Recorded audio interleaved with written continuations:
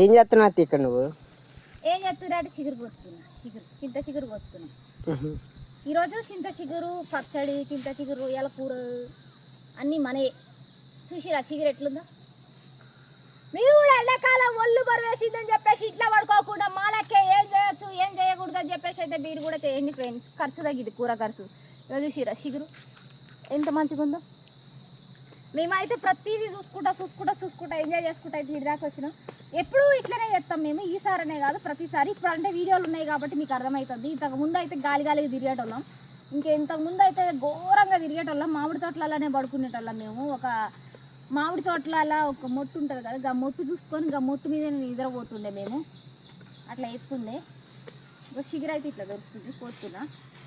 ఇవాళ ఈ చిగురుతో మీకైతే వంట వీడియో అయితే చూపిస్తా. Please subscribe. పుల్ల అస్సలు ఫర్గెట్ చేయకురి.